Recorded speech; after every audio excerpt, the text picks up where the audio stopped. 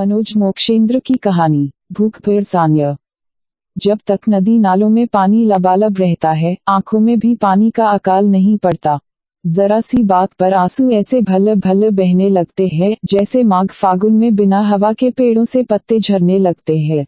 पता नहीं किन तालतलैयों से आंखों में इतना पानी भरता रहता है कि उआऊ किए बिना ही गाल गीले हो जाते हैं।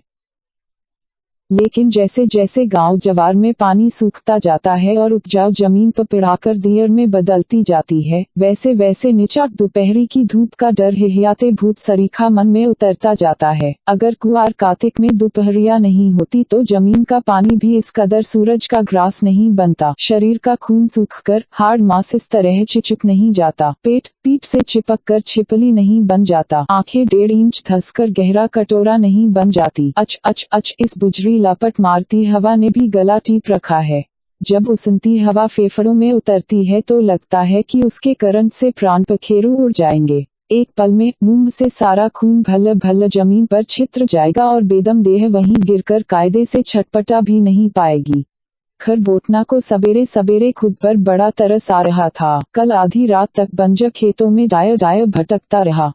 गढ़ियों में सांप छछूंदरों के बिलों में अपने लुआठ हाथ डाल डाल कर जोहता रहा कि कोई मूस भले ही हाथ न लगे, लेकिन एक आध छछूंदर ही मिल जाए तो पेट की भेड़सान्य की थोड़ी आग बुझे। अंधेरे में जहाँ भी जरा सा गड्ढा नजर आता वह उसमें हाथ डालने की कोशिश करता। उसकी उंगलियां खुरपी से भी ज्यादा तेज चल रही थी, पैर फावड़े से भी तेज चलकर मिट्टियां हटा रहे थे, लेकिन बार बार निराशा ही हाथ लगती। पर उसे लग रहा था कि आज उसे कुछ न कुछ जरूर मिलेगा, इसलिए उसे पैरों में चुभने वाले बबूल के कांटों को निकालने की भी फुर्सत नहीं थी। हाथ के नाखूनों में घुसी 1.5 सेर मिट्टी की भी कोई परवाह नहीं थी। आखिर 2 दिनों से उसे खाने को कुछ भी नहीं जुड़ा था। परसों फटने से पहले लुक छिपकर कोठी के पिछवाड़े गया था और नाबदान से निकलने वाले पानी को एक गगरी में इकट्ठा करके और उसे चीकट अंगोछे से छानकर 2-3 बार गटक कर गला तर किया था। बस तब से इतना ही खाया पिया था। दहिजरवा मुकुरजी चौधरी के नूकर चाकर सुबेरे से सांझ तक केहन डेरा डंडा डाले रहते हैं। हम खटिक पासी जनों के वास्ते एक को जिंदा मूस नहीं छोड़ते। एक तो उस ससुरों के लिए शहर से कलेवा आता है, उनके रिश्तेदार के यहाँ से, दूसरे उनके ये जने हमारे खाना खुराक पर सारा दिन गरहन लगाए बैठे रहते हैं। उसे लगातार बुदाते रहने से बड़ा संतोष मिल रहा था, बल्कि इससे उसकी हिम्मत बढ़ती जा रही थी। आज भिनसारे से खड़ी दोपहरिया के बीतने तक वह एक घूरे की ओट में खरहरी जमीन पर लेटे लेटे बबुआनों के ढीठ नौकर चाकरों को निहारता रहा है। उनके हाथ बड़ा माल पानी लग रहा था। जिंदे मुस्टंडे मूसों से उनकी बोरियां भरती जा रही थी। पास में ही उछलते कूदते उनके लौंडे लफाड़े कुछ मूस भुन भुन लगातार खाए भी जा रहे थे। जब वे नाखूनों से निकोर निकोर भुने मूसों की खाल उतारते तो उसके मुंह से लार टपकने लगता। भूख की बेहाली में आंखें रो रो कर और जा रही थी। ऐसे में जी करता था कि वह खरहे की भांति कुलाचे कलैया मारते हुए उन मूसखोरों के हाथों से सारे मूस एक ही झपट्टा में लूट ले जिन्हें वह गबर गबर बकोस कर अपनी भूख मिटा ले। लेकिन अगले ही पल उनके हाथों पिटपटकर बेमौत मरने के ख्याल से उसके बदन में झुरझुरी सी होने लगती। बाप रे बाप! उसे पिलटुआ को मार खाकर मरने का दृश्य अभी भी बौखला देता है। उसे यह तो याद नहीं है कि वह घटना कितने दिन पुरानी है। हाँ, पिलटुआ के मरने के बाद से उसने कोई 7 बार भरपेट सांप और मूस भुन भुन खाया है, यानी कोई 3 हफ्ते तो बीते ही होंगे। उस दिन सूरज खोपड़ी पर भट्टी जैसा सुलग रहा था। वह और पिलटुआ यह तय करके आए थे कि वे आज चाहे जो भी हो उन लठैत मुसखोरों के बीच जाएंगे और उनके छौनों से भुने मूसों की पोटलियां झपट कर भाग खड़े होंगे। लंगड़ा पिलटुआ अपनी झोपड़ी से निकलकर रास्ते भर बतियाता जा रहा था। जवाब में खरबोटना अपना राग आलापने लगा। लंट जमींदार के कमकर अपन को राय ठाकुर से कमतर नहीं बूझते हैं। ई जमीन को अपने पुरखन की जमीन मानते हैं। कल तक यहाँ खेत खलिहान रहा तो हमने अपना मेहनत से सोना उगाते थे, मजे में लिट्टी चोखा खाने का बंदोबस्त हो जाता था। लेकिन जब से बरखा के बिसुक जाने से यहाँ सूखा पड़ा है और कुल जमीन दियरा बन गया है, हमारे बाप दादा लोग अपना खेत बार गाय गोरू इन ससुरों को कौड़ी के भाव बेंच के हमजने को इलायक भी नहीं छोड़ा है कि हम अपनी ही माटी में से कीड़े मकोड़े बिन बिन के खा सकें। बस एक दौरी जवार और एक झोरी बाजरा के वास्ते कहूँ कागज पर अंगूठा टेप देते थे। ओ ससुरे तो अपनी जिंदगी का पिगहा तुरा के सर्ग में बैठे मौज उड़ा रहे हैं और हम चुतिए यहाँ घूम घूम के अपना पेट जला रहे हैं। अब इन मुगड़ों को देखो, दिन भर हमरे खेत से चूहा चिचोड़ते हैं और रात में अपने मालिकन से गने डमरौनी खेलते हैं। खरबोटना की बात से पिल्टुआ का गम पिघल पिघल आंखों से बरसने लगा। अरे मर्दवा, तुम ठीक कहते हो। जब से ये हमारे देश में सूखा पड़ा है तब से हमारे माई बाप के साथ साथ खेत खलिहान सब बिलाए गवा है। वो दिन हमें खूब याद है जब हमार खानदान दही माखन से सूत उठते नहाए लेता था। क्या मिजाल की हम केहू दिन मूस छुछुंदर खाए के बारे में सोचे हों। सतुआ तक तो हम इजने खाते नहीं थे, मालपूरी खाते थे, करेमुआ के साग सगे फरौंठा से नाश्ता करते थे, अदरकदारी के छेरी के सुच्चा दूध का चाय चुसुकते थे। जब बिहाने बोस के पोखरा से हम बाव संग नहाए धोके वापस आते थे तो माँ छिपली भर भर कोदो का भात और खेसारी का दाल हमसे ढेर चिकवाती थी। सांझी को इनार के आगे अलाव के नियरे बैठ के आलू भूज भूज नून संग चामते थे। खरबोटना भी लफड़ भागते हुए अपने सुनहरे अतीत में खोया हुआ था। उसने अपना याराना दिखाने के लिए अपना बायां हाथ पिल्टुआ के कंधे पर टिकाया हुआ था और दाएं हाथ से गार्ड खुजलाते हुए बेहद भावुक हुआ जा रहा था। पिल्टुआ, हमका भी ऊ जमाना ना बिसरत है। ई 10-12 बरस में हमनी का जिंदगी दुश्वार होई गवा। बरखा कैसन होला हमें याद ना हवे, बस ई याद हवे कि जब हौले हौले खेते हर जमीन जुराए के कड़कड़ाए पथराए गईल, तब ई ओडिशा जिला के ताल पोखरा पर लोग टूट पड़े। जब ताल तलैया भी खटखटाई गवा तो भूखे प्यासे लोग इनार में कूदने फांदने लगे। अरे हमजने कैसे कच्चा अनाज खून और किरौना संग फांक जाते थे। जब पानी के संग संग दाना भी ना बचा तब हम आम के गुठली कच्चा कच्चा चबा के गुजारा करने लगे। ओकरे बाद हम पेड़ पल्लू के पाती चबाए, पेड़न के राल लासा चाटे, दूसरे गांव में जाके गाय गोरू के गोबर में से दाना बिन बिन खाए, पेड़न के खोह में हाथ डारी डारी के सारे चिड़िया और उनके अंडे बच्चे उसन उसन भकोस गए। फेन दियरों में भागते पराते खरहे खटवास भी डकार गए। गुह खाए और गर्मी से पछाड़ खाके जो कौवा चील्हा गिरमर के सड़ गल गए थे उनके मांस खाए। बाद में जब जंगल जमीन सब जनावर से खाली होई गवा तब हमजने मूस छुछुंदर बिच्छू गोजा सांप पर टूट पड़े। तब तलक ई राय चौधरी के भुक्खड़ नौकर चाकर जाग गए थे। ऊ लोग अपना हक हमरी जमीन पर जमाने लगे और वहाँ से हमें बेदखल कर दिया। सो कीड़ा मकोड़ा खाने का हमारा सपना भी टूट गवा। बोलते बोलते खरबोटना की घिघी बंद गई, लेकिन तब तक दोनों बतकही में खोए हुए तेज कदमों से खेतों के किनारे पहुँच चुके थे। सालों से तपती धूप के कारण रेह का चमकता आवरण दूर तक फैला हुआ था जिस पर मूस पकड़ने वाले सैकड़ों काले भुजंगे लोग गड्ढे खोद खोद मूस तलाश रहे थे। इधर उधर उनके चिटनकी बच्चे कलमुन्हे बंदरों की माफिक आग में मूस भून रहे थे। कुछ बच्चे भुने मूसों के छिलके उतारकर मजे से उन्हें कार कार चबाकर चटाखारे ले रहे थे। दूर दूर तक जलते मांस की गंध के कारण खरबोटना और पिल्टुआ की भूख बेतहाशा बढ़ गई। पिल्टुआ ने उसकी आंखों में आंखें गड़ाकर देखा, फिर उसकी पीठ पर हाथ फेरते हुए तसल्ली दी, मर्दवा इचिको भर मत घबराओ, हम वहीं हरामजादों से गर्मा गर्म मूस छीन के लाते हैं। खरबोटना ने पहले उसे बड़ी आत्मीयता से छुआ, उसके बाद मेड़ के नीचे दुबककर बदन सिकोड़ते हुए बैठने के अंदाज में लेट गया और लंगड़ा पिल्टुआ का करामात देखने लगा। उसे पूरा विश्वास था कि आज उसे पेट भर ताज़ा भुना मूस पकोसने को नसीब होगा। पिल्टुआ चोर कदमों से झुराए सरपतों की आड़ में और घुरों के पीछे लौटते हुए नेवले की तरह रेंग रहा था। वह पास में ही चाव चाव करते बच्चों के एक झुंड के एकदम पास पहुंच गया। तभी अचानक तड़ित दामिनी की भांति उसमें तेजी आ गई।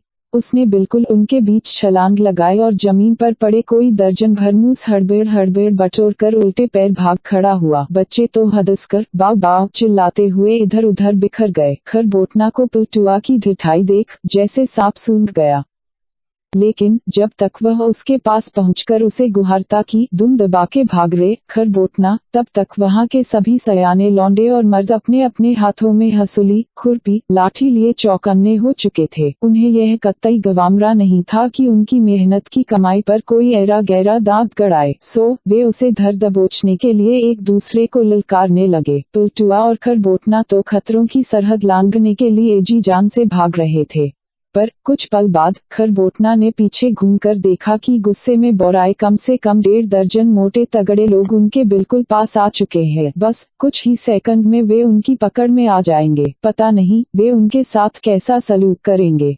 उनके पास आने के एहसास से उन्होंने अपनी गति और भी तेज कर दी, लेकिन तभी किसी ने अपनी लाठी उन पर फेंक कर मारी जो पिल्टुआ के पैर में उलझ गई। पिल्टुआ औंधे मुंह गिर गया। वे उस पर बाघ की तरह झपट पड़े। खरबोटना की तो जान सूख गई। वह भागता गया। उसने पीछे मुड़कर यह भी देखने की जुर्रत नहीं की कि उसके यार के साथ कैसा बर्ताव किया जा रहा है। पिल्टुआ उनकी बेरहम पिटाई से ऐसे चीख चिल्ला रहा था जैसे कोई सूअर ज़िबह किए जाने से पहले आग की लपटों के ऊपर झुला झुलाकर झुलसाया जाता है और उस वक्त वह बड़ा हृदय विदारक शोर मचाता है। कुछ क्षण बाद ही उसका चीखना अचानक बंद हो गया। खरबोटना को उसकी एकबाइक खामोशी से बड़ा अजीब सा लगा। कोई आधा फलांग दूर जाकर जब उसे तसल्ली हो गई कि अब वह खतरे से दूर निकल चुका है, तब उसने रुककर सांस ली और जिज्ञासा से नजर उठाकर पीछे देखा। उसका तो रोम रोम कांप उठा। वे लोग उसे लात घूंसों से अधमरा करने के बाद उस पर हंसिए, खुरपी और गनेड़ासों से प्रहार कर रहे थे। खरबोटना सिसकारी मारकर चीख उठा। उसको यकीन हो गया कि उसके बचने की गुंजाइश ना के बराबर है। उस घटना के बाद पिल्टुआ फिर कभी गांव जवार में दिखाई नहीं दिया। मुंह चोर खरबोटना समझ गया था कि बाबू साहबों के मरभक्कमकरों ने पिल्टुआ को मारकर उसकी लाश को वहीं कहीं मैदान में निपटा दिया होगा। मूस लूटने की उसे इतनी बड़ी सजा मिलेगी, उसने कभी ऐसा सोचा भी नहीं रहा होगा। वह देर रात तक जमीन टो टोकर उसकी लाश जोहता रहता। उसका कहीं कोई अता पता नहीं मिला। आखिरकार थक हार कर वह फिर अपने खाने के जुगाड़ में लग गया। उसने टोले में किसी को नहीं बताया कि पिल्टुआ के साथ क्या हुआ। वह सच्चाई बताकर अपनी जान सांसत में डालने की कबाहत मोल लेना नहीं चाहता था। जब लोग उससे पूछते कि तेरा यार तो तेरे साथ ही रहा करता था, तो वह साफ सपाट कह देता, काजनी ऊ कहीं मूस धर रहा होगा, नहीं तो चारा पानी जोहते जोहते कहीं और चला गया होगा। उसके उत्तर से पिल्टुआ में गांव वालों की दिलचस्पी खत्म हो जाती। माहौल ही कुछ ऐसा बन गया था कि आए दिन कोई न कोई अचानक ही गायब हो जाता और फिर दोबारा नजर नहीं आता, क्योंकि उन्हें किसी व्यक्ति की लंबी अनुपस्थिति से यकीन हो जाता कि वह या तो कहीं भूखा प्यासा मर गया होगा या किसी दूर के शहर में भीख मांगने निकल गया होगा। आमतौर से किसी को किसी के बारे में ज्यादा सोच विचार करने की मोहलत कहाँ थी। पेट के बारे में जो उन्हें आठों याम सोचना पड़ता था, लेकिन खरबोटना के जेहन से पिल्टुआ कहाँ उतरने वाला था। उसका ख्याल आते ही उसका मन महसूसने लगता। बेचारा अपने वंश का आखिरी वारिस था। 5 जनों के परिवार में वही अकेला बचा था। उसका बाप फुक्कन तो 6 साल पहले ही स्वर्ग से धार चुका था। तब रोजगार की इतनी मारा मारी भी नहीं थी। लोग बाग खेती बाड़ी से बहुत पहले ही हाथ झाड़ चुके थे। खेतों में मजूरी करना गोईठा में घी सुखाने जैसा था। बोस घोष काश्तकारों के नलकूपों के उधार के पानी से कब तक वे अपने खेत सींचते। ग्रामीण बैंकों से 40% कमीशन पर कर्ज लेकर कब तक घाटे की खेती करते। भूखे प्यासे रहते हुए कब तक अपने पुश्तैनी धंधे से चिपके रहते। सो फुक्कन भी एकदम आजिज आ गया। एक दिन उसने अपनी मेहरारू भगजोगनी से कहा, अब हम झुराए खेत में घाम में चाम झुलसाए अपना गाड़ काहे सुखाएं। ई बात पक्का बूझ लो कि हम अपना खेत बार बबुआनों के बेच के कौनो धंधा जमाएंगे। मखनचुआ सुझावत हो कि बाव तू निक्का चलाने का धंधा चालू कर दो। हमका उसका सुझाव जंच गवा है। भगजोगनी ने अपनी खामोश आंखें मिचाते हुए उसकी योजना पर अपनी मौन सहमति दे दी। फुक्कन तत्काल एक लोटा पानी गटागट पीकर बाहर निकल गया। उसके बड़े बेटे मखनचुआ का सीना चौड़ा हुआ जा रहा था। अब वह इतना सयाना हो गया था कि घर के अहम मामलों में उसके मशवरे को तवज्जो मिलने लगा था। पिल्टुआ अपने बड़े भाई के दर्द भरे चेहरे को देख एकदम जल भुन गया। यह स्वाभाविक भी था क्योंकि वे दोनों जुड़वा पैदा हुए थे। बस मखनचुआ उससे कुछ ही मिनट पहले दुनिया में आया था। इसका खामियाजा उसे इस कदर भुगतना पड़ेगा, उसने ऐसा कभी सोचा भी नहीं था। खैर, हफ्ते भर के जद्दोजहद के बाद जब उनकी झोपड़ी के सामने घोड़ी से जुती नई नवेली इक्का गाड़ी खड़ी हुई, तब मखनचुआ ने पिल्टुआ को अपना फरमान सुनाया, सुन छोटकू, तू नौ बाव दोनों जने इक्का गाड़ी से रोजगार कमाओगे। स्टेशन से केवड़ा, जग्गीपुर और ठकरौली गांव तक पैसेंजरों का अप डाउन कराओगे। हम यहाँ गिरहथी में माई का हाथ बटाएंगे। इस हुक्म से मखनचुआ और बड़ा हो गया था, लिहाजा पिल्टुआ उसकी अगवा करने की गुस्ताखी कैसे कर सकता था, जबकि उसके माई बाप दोनों मखनचुआ के निर्देश पर मुंह सिले खड़े थे। केवड़ा गांव में इक्का गाड़ी के बलबूते पर फुक्कन का परिवार बढ़िया खा कमा रहा था। गांव में उनकी धाक जमती जा रही थी। यूं तो पुलटुआ अपने बाव के साथ पैसा कमाने में सुबह 7 बजे से रात 12 बजे तक अपने हाड़ मांस गला रहा था, लेकिन घर में दाना पानी के बंदोबस्त में मिखंचुआ को कहीं ज्यादा मशक्कत करनी पड़ रही थी। भोर उठते ही उसे पानी की तलाश में कई कोसों दूर तक भटकना पड़ता था। चुनकी गांव के बनिए अकाल का लाभ उठाकर अपने सामान 10 गुनी कीमतों पर बेच रहे थे, इसलिए उसे भुजिया चावल, खेसारी की दाल, बाजरे का आटा, नून मसाला, तेल फुलेल वगैरह 20 कोस दूर शहर से लाना पड़ता था, बाकायदा पीठ पर लाद कर। पुलटुआ के मन को बड़ी ठंडक मिल रही थी कि चलो उसका भाई घर बैठकर मौज नहीं उड़ा रहा है, बल्कि उसे उससे ज्यादा पसीना बहाना पड़ रहा है। एक दिन गजब हो गया। फुक्कन के नसीब को पहले से ही गांव वालों की नजर लगी हुई थी।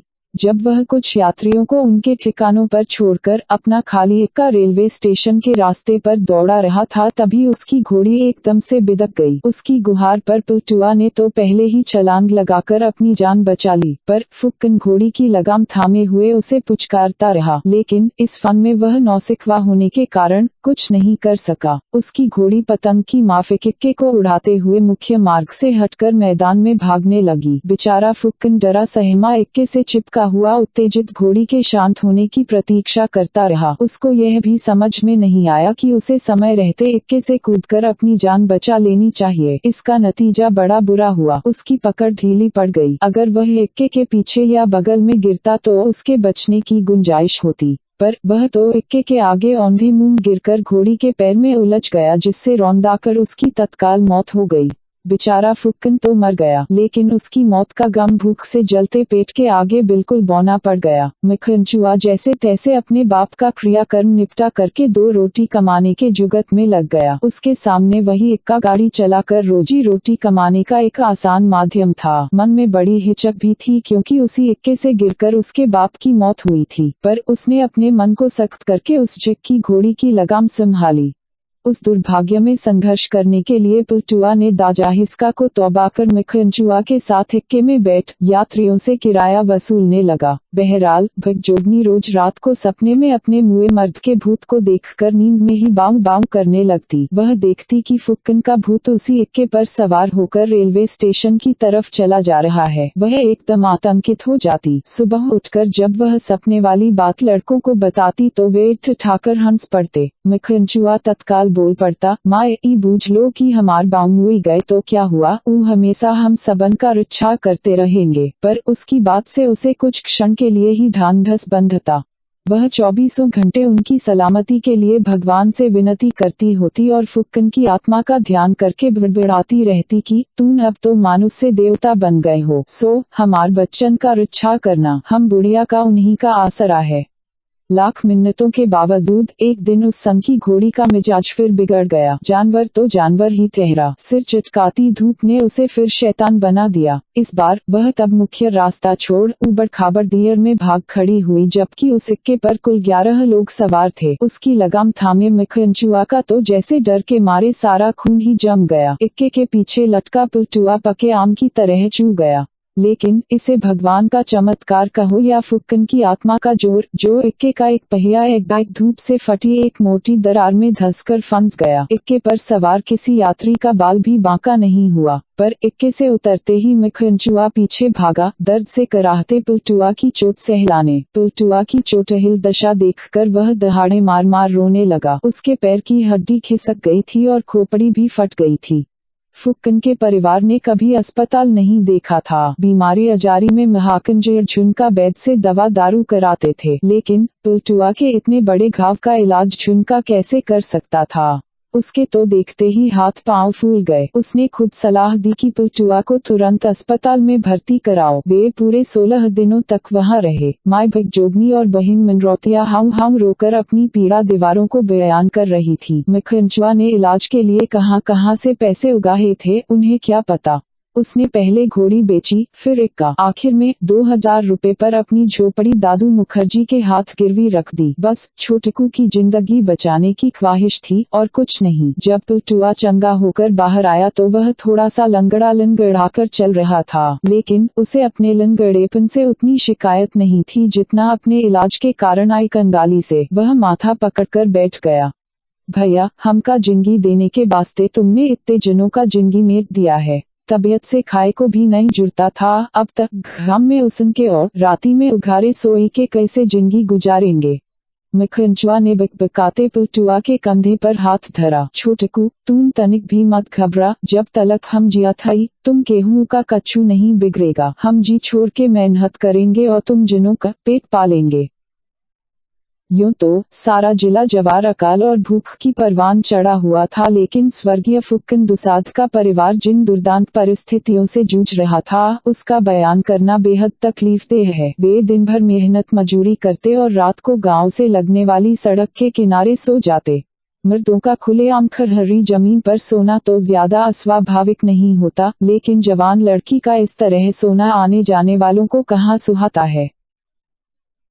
भगजोगनी भभकती जवानी से गदराए अपनी बेटी मनरोतिया के अलहड़पन से ऊबकर उसे पहले से ही बुरझती रही है। गली गली ऐसे चूची झुलावत के डाढ़ मटकावत के मत घूम, नहीं तो गम के बोराए बोन का तोहे चर जाएंगे। उसने ठेकेदार मजूमदार के लफंगे लौंडों को उसके पीछे मंडराते कई बार देखा था और उसे हर बार उनसे आगाह भी किया था। मनरोतिया रात भर सड़क किनारे सोते सोते कसमसाकर करवटें बदलती और बार बार उघारी हो जाती। ऐसे में भगजोगनी अपना लुगा उतारकर उसके नंगे बदन पर डालती रहती, पर लाख कोशिशों के बाद भी एक दिन अनहोनी घट ही गई। जिन वहशियों की आंखों में मनरोतिया की जवानी चुभ रही थी, वे उसे आधी रात को सोते वक्त मुंह दबाकर निचाट में उठा ले गए। उसके दोनों जवान भाइयों को इसका खटका तक नहीं लगा।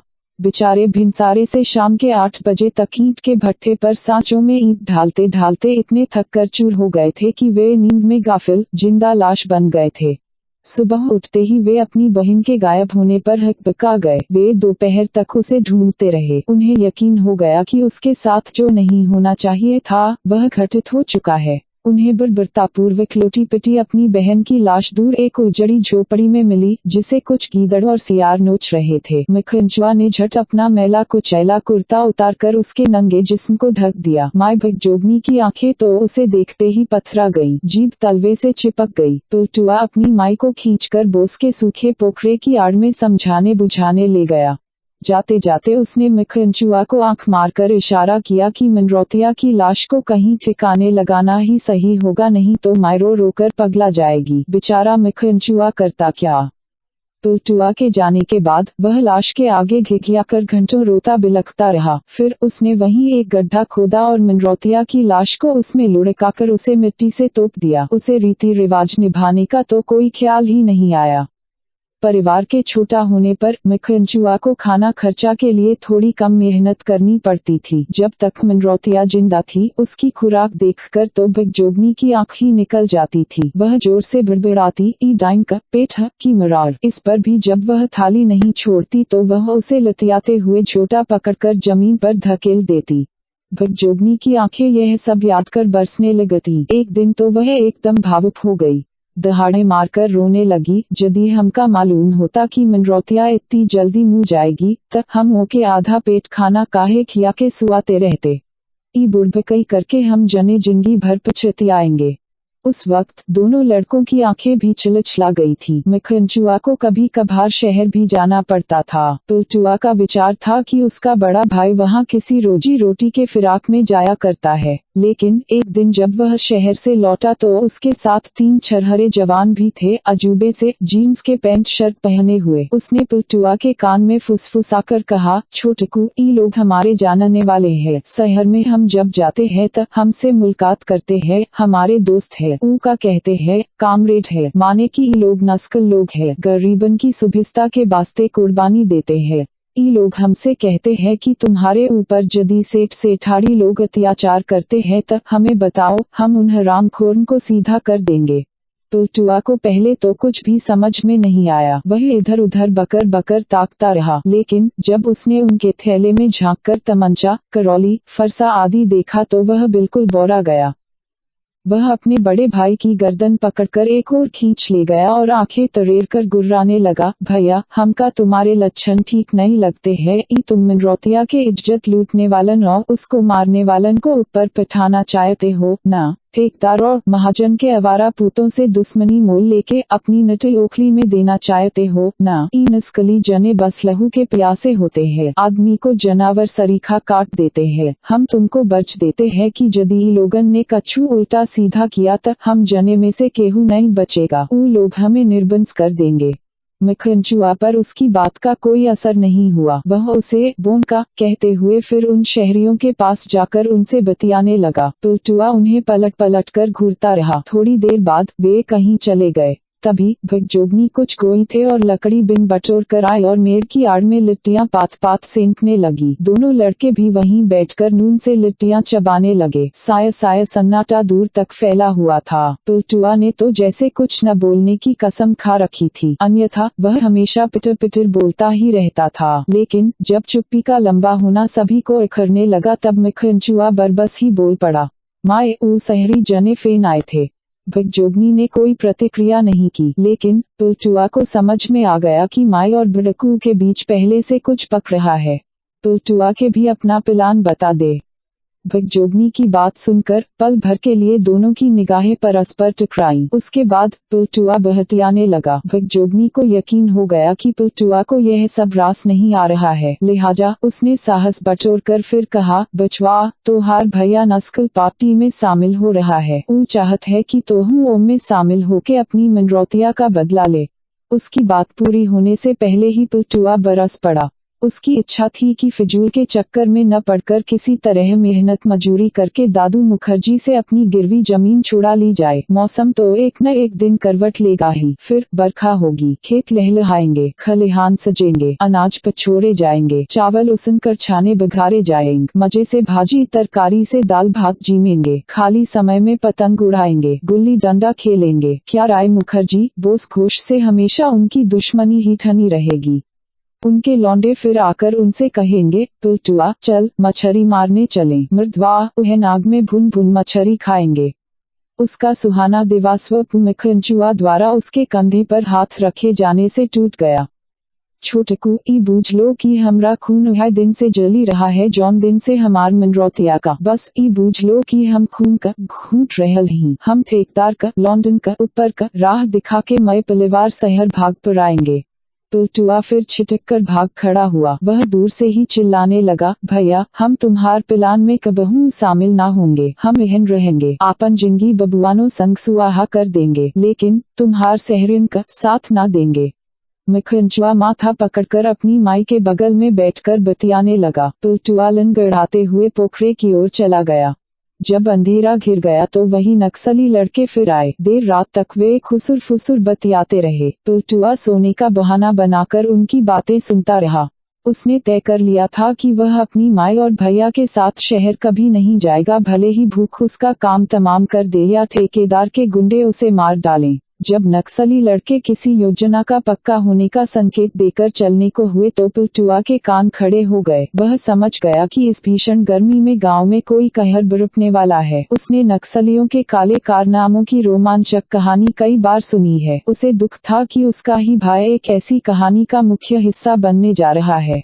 उसके बाद कई दिनों तक वे लड़के नहीं आए। एक रात पिल्टुआ को कुछ अजीब सा आभास हो रहा था। वह लेटे लेटे आसमान में टूटते तारों को गिन रहा था। उसे आश्चर्य हो रहा था कि मिखंचुआ रोज की तरह लेटते ही नींद की चपेट में क्यों नहीं आया था। उसके हाव भाव में बड़ी बेचैनी थी। माँ भी उधेड़बुन में दूर बैठी हुई थी, जैसे किसी का इंतजार कर रही हो। पिल्टुआ को किसी अनिष्ट का पूर्वाभास हो रहा था। जैसे ही उसने चीकट गमछे से अपने सिर को जोर से बांधा और पंजों को 2-3 बार अपने हाथों से दबाया कि तभी उसे नींद ने दबोच लिया। फिर उसकी नींद पर शामत तब आई जब कट्टों की फायरिंग से सारा आसमान दहल रहा था। उस वक्त रात का 3रा पहर था और सारा गांव नींद की जबरदस्त गिरफ्त में था। वह हदस कर उठ बैठा, लेकिन उसे अपनी माई और अपने भाई को वहां से नदारद पाकर बड़ा आश्चर्य हो रहा था। कुछ देर तक वह आंख मलते हुए स्थिति को समझने की कोशिश करता रहा। इसी दरमियान मिखंचुआ 3 लौंडों के साथ हड़बड़ भागता हुआ वहां आया और उसकी बाह पकड़कर घसीटने लगा। चल रे पिल्टुआ, भाग यहाँ से, हमनी का काम होई गवा, ऊ जनावरों का मैं परिवार ऊपर का टिकट कट गवा, हमार करेजा ठंडा होई गवा, मनरोतिया का आत्मा का शांति मिल गयल।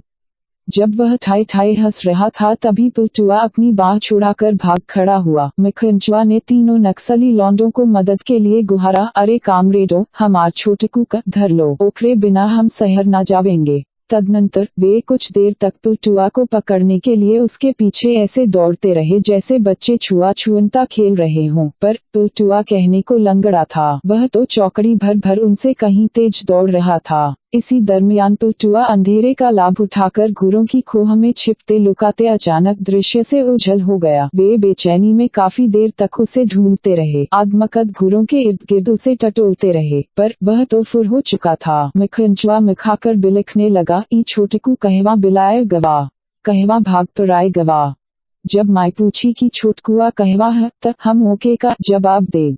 इसी बीच कुछ लोगों के आने की आहट पाकर उनके कान खड़े हो गए। वे टोही लोग जमीन पर लाठियां बजाते हुए अपराधियों के निशान जोह रहे थे। एक कामरेड फुसफुसाया, तेरे भाई के चक्कर में हम सभी जने धरे जाएंगे, वो लोग हमें बेमौत मार देंगे। लाचार मिखंचुआ करता क्या? अपनी जान और माई की खातिर उसे उनके साथ दुम दबाकर भागना ही पड़ा। अलहदी पिल्टुआ कई दिनों तक खरबोटना की मड़ई में सिर छुपाकर कथरी ओर सोता रहा। उसने खरबोटना को झूठ ही बता दिया था कि ठेकेदार के गुंडे उसके भाई और माई को पीटते हुए कहीं लेते गए हैं, लेकिन अकेला खरबोटना 1 से 2 होकर मन ही मन खुश हो रहा था। अब रात को अकेले सोते वक्त उसे अपने माँ बाप के भूतों से डर नहीं लगेगा। वह उसकी पीठ सहलाते हुए उसके बगल में बैठ गया। मर्दवा, इचको भर मत हो जाओ, हम ही न तो हर परिवार न रहल तक का भवा, हम तोहे भाई सरीखा मोयाबत देव। उसके अपनत्व प्रदर्शन से अभिभूत पिल्टुआ घिघिया कर रो पड़ा। खरबोटना ने उसे स्नेहसिक्त बाहों में पुरजोर भेंट लिया। तारांकन तारांकन तारांकन तारांकन तारांकन तारांकन तारांकन तारांकन तारांकन। उन बीती घटनाओं को याद कर खरबोटना एकदम भावुक हो रहा था। पिल्टुआ का याराना वह कैसे भुला सकेगा। वह अचानक बड़बड़ाने लगा, जा रे पिल्टुआ, ई दुनिया में तोहार गुजारा कैसे होता, तू नापन परिवार संग सर्ग में मौज कर। उसने पिल्टुआ को घसीट कर ले जाने वाले वहशियों की ओर से अपनी निगाहें फेर ली और दोनों हाथों से कान पकड़कर कसम खाने लगा, अब यहाँ हराम के मूस छछुंदर के फेर में कबहू ना पड़ेंगे। वह खुद से बेहद मुहाने लगा। उसने बार बार अपने हाथ चूमे, काश माई ने भी उसे इसी तरह प्यार किया होता। उसने चलते चलते पिक्चर से थूका, हरामजादी, माई नहीं, डाइन थी, डाइन नागिन थी जो अपने परिवार का कच्चे चबा गयल वाह उसे किता मोयाबत करते थे, हरदम जान छिड़कते थे। लेकिन उस सुच्चा प्यार का नतीजा ही निकला कि बुजरी ने अपने आसिक राय चौधरी से मिलके हमारे सोजभक बाव का काम तमाम करवा दिया। रानेर चौधरी का सामने कैसे मटक मटक डोलती थी, हमरे बावता ओखरे चाल चलन पर कबहू शक नहीं किए, लेकिन हम जानत रहे कि हमार मायका थी। ससुरी अपने गोर चाम पे किता गुमान करती थी। खटिक जात में ऐसन गोर मेहरारू कहूं न देखी, जरूर कौनो मुखर्जी टिगोर का बीच से पैदा भई रही होगी। बुजरी तभी जोरों की अंधड़ से खरबोटना की आंखों में रेह भर गया। एक तो गर्म हवा, दूसरे तेज धूप से उसका बदन सूखकर काटा हुआ जा रहा था। सिर बुरी तरह टंक रहा था। जोरों की भूख से उसकी अंतड़ियां अंदर की ओर खींची जा रही थी। उसने फटे ओठों से बहते खून को जीभ से चाट चाट साफ किया, लेकिन उसका मन वहीं बैठकर सुस्ताने को कर रहा था। वह वहां बैठकर सारी बातें क्रम से याद करना चाह रहा था। वह जमीन पर रेह को खुरचने लगा। अचानक एक अपराध बोध से उसने अपनी उंगलियां हटा ली और खुरचे हुए स्थान को रेह से भरने लगा। वह उजली रेह उसकी छोटी बहन की याद दिला रही थी। उसकी चमड़ी भी रेह जैसी चमकदार थी, तभी तो उसके बाप ने उसका नाम रहवा रखा था। 12 साल की होते होते वह और चिकनी चुपड़ी हो गई थी। जिस्म का उफान बेकाबू हुआ जा रहा था, जवानी भभक रही थी। जब माए उसे अपने साथ बबुआनों के यहाँ काम के बहाने ले जाने लगी तो उसका मन किसी भय और शंका से चिंतित रहने लगा था। पर उसे पूरा भरोसा था कि रहवा उसकी माई जैसी नहीं थी। उसने तन तो माई जैसा पाया था, लेकिन मन अपने बाप का। इसी कारण वह उसे बहुत मानता था। अपने बाप के बाद वही तो उसका बाप सरीखा बड़ा भाई था। इस नाते उसे पता था कि उसे अपनी बहन की किस प्रकार हिफाजत करनी है। जब बुरा समय शुरू हुआ तो भी वह उसके प्रति अपनी फर्ज अदायगी में कोई कोताही नहीं बरतता था। अपनी माई की बुरी छाया से उसे पहले ही मुक्त करा दिया था। इसके प्रतिशोध में माई ने उनसे अपना नाता तोड़कर राय चौधरी की होकर रह गई थी। वहीं वह सारे कर्म करती थी। उसे अपने पेट के जायों को कभी देखने की इच्छा तक नहीं करती थी। कई दिनों बाद वह एक दिन अचानक आई। उन्हें बड़ा अचंभा हुआ। आते ही वह अपनी बातों से उनके कानों में शहद टपकाने लगी। पता नहीं खरबोटना भी उसकी बातों में कैसे आ गया। रेहवा तो एकदम से फुसलकर उससे चिपक गई। जब वह उसे अपने साथ चौधरी के घर ले जाने लगी तो खरबोटना को भी जाने क्या हो गया था कि उसने कोई ना नुक्कड़ नहीं किया। वह रहवा को रोककर करता भी क्या। उसे तो वह 2 दिनों से ढंग का खाना भी नहीं खिला पाया था। पर रहवा के जाने के बाद उसका मन सशंकित रहने लगा। मालूम नहीं उसकी माई के मन में कैसा विषैला ब्याल पल रहा था जिसके डसने से रहवा बर्बाद हो सकती थी। जब रहवा की बाट जोहते जोहते 3 दिन बीत गए तो खरबोटना का माथा ठनका। पैसे के आगे तो उसकी माई को कुछ भी नहीं सूझता था। कहीं माई ने रहवा की इज्जत पर बट्टा तो नहीं लगा दिया। वह आंधी की तरह धड़धड़ाते हुए राय चौधरी के बेडरूम में घुस गया। वहां उसने अपनी माई को जिस रूप में देखा, उसे याद कर उसका मन आज भी घिना उठता है। चौधरी उसकी सेवा के लिए रोज 5 रुपए देता था, साथ में 2 जून का खाना और पता नहीं क्या क्या। खरबोटना ने आंखें फेर कर बड़ी गैरियत से अपनी माई से पूछा, रहवा कहाँ हो? किंतु वह चुपचाप कुटिल मुस्कान से उसे देख रही थी। तभी चौधरी के इशारे पर उसके नौकरों ने उसे वहां से धकेलते घसीटते हुए बाहर खदेड़ दिया। एक ने कहा, तेरी माई ने उसे भुवनेश्वर भेज दिया है। खरबोटना यह सुनते ही गुस्से में पागल हो गया। वह समझ नहीं पा रहा था कि उसकी माँ इतनी बुरी कैसे निकल गई कि सिर्फ थोड़े से आराम और सुख हासिल करने के लिए वह अपने बच्चों को नीलाम करने पर तुली हुई है। लाचार और बेबस खरबोटना वापस अपनी मड़ई में आ गया। कुछ दिनों बाद अफवाहों से पता चला कि उसकी माई ने रहवा को महज 40 रुपए पर एक खूस्ट बुर्दे को बेच दिया था। वह दांत किटकिटा कर रह गया था। तारांकन तारांकन तारांकन तारांकन तारांकन तारांकन तारांकन तारांकन तारांकन। वह बैठे बैठे उकता कर गर्मी से पिड़पिड़ाती जमीन पर लेट गया। इससे उसे आराम मिला क्योंकि बवंडर उसके कान, नाक और आंख में 1.5 सेर मिट्टी नहीं झोंक पा रहा था। लेकिन उसे अपनी इस हरकत पर बड़ी हंसी भी आ रही थी। आखिर वह रेत और रेह से कब तक बचा रह पाएगा। एक दिन वह इसी का अभिन्न हिस्सा बन जाएगा। उस वक्त जैसे जैसे आंधी तेज होती जा रही थी, उसका मन भी बेहद चंचल हुआ जा रहा था। उसकी माँ उसके दिमाग पर बुरी तरह हावी थी। पता नहीं इस वक्त वह कहाँ होगी, इस दुनिया में है भी या नहीं। जब लोगों ने उसे बताया कि उसकी माँ राय चौधरी के घर से लापता है तो उसे बेहद सुकून मिला था। बाद में उसने उसे बड़ी अलगर्जी से इधर उधर तलाशने की कोशिश की थी। फिर उसने यह सोचकर उसका ख्याल लाना भी छोड़ दिया कि अगर वह होती भी तो वह उसके सामने कोई न कोई बवाल खड़ा करती होती। वह यकायक खड़ा हो गया। धूल धक्कर बढ़ता जा रहा था। उसने हाथों से अपना मुंह ढक लिया। खड़े होने की कोशिश की तो फिर जमीन पर लुढ़क गया। उसे हैरत हो रहा था। उसने अनुभव किया कि उसकी हालत अजीब सी होती जा रही है। उसका सिर सुन्न होकर झन्न झन्न कर रहा था। उसने बमुश्किल सिर घुमाकर अपने बाएं हाथ को देखा जिसे वह उठा नहीं पा रहा था। बड़ी कोशिश करके उसने अपना सिर एक पत्थर पर टिकाया, परंतु तूफान ने उसे जमीन पर औंधे मुंह पटक दिया। वह बार बार पटकनी खा रहा था। वह एकदम भयभीत हो उठा। उसे लगा कि सूरज की किरणें उसके चारों ओर अंधेरा फैला रही है और धुएं सुलग रहे हैं। वह पूरे होश में था। उसने देखा कि एक काले से विशालकाय जानवर पर कोई दानवी शक्ति उसे जबरन उठाकर अपने पीछे बैठा रही है। वह रुआसा होकर बेतहाशा चिल्लाने लगा, ना, हम ऊपर ना जाइब, हम एवें रहब, रेत खाइब, रेत पियब। बेशक वह बेहद आतंकित होकर बेड़ाबिड़ा रहा था, तभी उस डर ने उसमें अजीब सी फुर्ती भर दी। वह उठ खड़ हुआ और इधर उधर भागने लगा, फिर बैठकर रेत फांकने लगा। वह कई मुट्ठी रेत फांक गया। उसके बाद उसने खड़ा होकर अपना शरीर सीधा करने की कोशिश की, पर प्रचंड आंधी ने उसे धड़ाम से गिरा दिया। उसे लगा कि जैसे किसी राक्षस ने उसके मुंह और पीठ पर सैकड़ों झापड़ जड़े हों। तूफान से भूचाल सा आ गया। उसने देखा कि मडियों के छप्पर कई गज ऊपर उड़ने के बाद नीचे गिर गिर कर ध्वस्त हो रहे हैं। पत्थरों के टीले धड़धड़ाकर धराशायी हो रहे हैं। शेर सवा शेर वाले पत्थर कागज की तरह उड़ रहे हैं। सूखे ताड़े और खजूर के पेड़ जैसे गश खाकर गिर रहे हैं। उसने देखा कि रेत ऐसे बह रही है जैसे नदियों में ताबड़तोड़ लहरें चल रही हों। तभी उसने पहाड़ जैसे एक भारी धुंध को अपनी ओर आते देखा। उसने आंखें बंद कर ली। रेत के उस पहाड़ ने उसे पूरी तरह ढक दिया। उसे लगा कि उसके ऊपर से रेत की नदी अविराम बह रही है और वह उसके नीचे आराम से लेटा हुआ है। इससे ज्यादा उसे सुकून कहाँ मिलेगा। लेकिन एक दिन उस नदी का बहाव जरूर थमेगा। तब वह फिर उठ खड़ होगा, एक नए एहसास के साथ, भूख के साथ, ऐसी ही धींगा कुश्ती करने के लिए। तारांकन तारांकन तारांकन।